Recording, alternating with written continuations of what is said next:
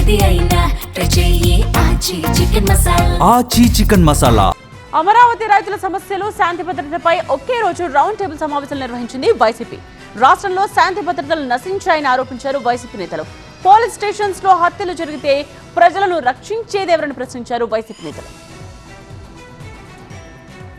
విజయవాడ కేంద్రంగా 2 round table సమావేశాలు నిర్వహించింది వైసీపీ.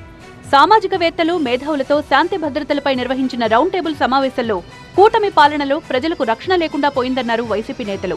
హోంమంత్రిగా మహిళ ఉన్నా మహిళలకు రక్షణ లేకుండా పోయిందన్నారు వైసీపీ నేత మల్లాది విష్ణు. సాయి కృష్ణ కేసులో పోలీసుల తీరును తప్పుపట్టారు మాజీ మంత్రి అంబటి రాంబాబు.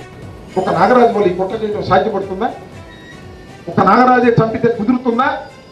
దీని వెనుకాల ఏదో మిస్టరీ ఉంది. దీని వెనకాల ఎవరో పెద్ద తలకాయలు ఉన్నారు.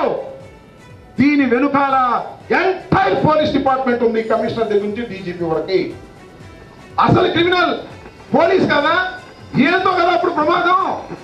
ఊడిదైపోయినట్టు ఇంకేం ప్రమాదం? తల్లి ఆవేదన తప్ప. విపక్ష నేతలపై ప్రభుత్వం కక్ష సాధింపు చర్యలకు దిగుతోందన్నారు మాజీ మంత్రి మేరుగ నాగార్జున. అక్రమ కేసులు పెట్టి జైలుకు పంపిస్తుందన్నారు.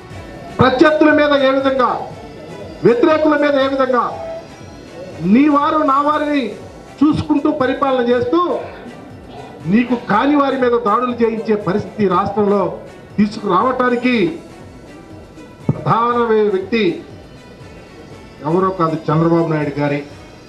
ఆయన పరిపాలనే దుర్లభమైన పరిపాలన. దాడులు చేయించాలని ఒక తృష్ణ ఆయన యొక్క రాజకీయాల్లోనే ఇమిడి ఉంది.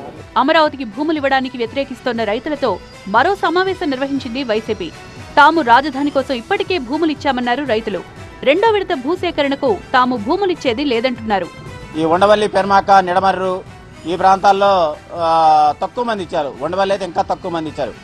అయితే ఎందుకు అసలు ఇవ్వాల్సి వచ్చిన, ఎందుకు ఇవ్వట్లేదు, కారణాలు ఏంటి అనేది ఒకసారి మనం బేరేజ్గా నేర్చుకుంటే, ఉండవల్లిలో ఈ సెంటాన్ గులాబీలు కానీ, లేదంటే ఈ మామూలు గులాబీలు కానీ, లిల్లీ తోట కానీ, కనకాంబరాలు కానీ, చామంచులు కానీ అనేక రకాల పూల పంటలు పడుతూ ఉంటాయి. మరి 1 ఎకరం పొలంగానే ఉంటే దాని మీద కనీసం ఒక ఫ్యామిలీని బ్రహ్మాండంగా బతికించుకునే అవకాశం. భూములు ఇవ్వని వారి విషయంలో ప్రభుత్వం సానుకూల ధోరణితో వ్యవహరించాలని విజ్ఞప్తి చేశారు రైతులు. తమకు మద్దతుగా వచ్చిన వైసీపీ నేతలపై దాడి సరికాదన్నారు.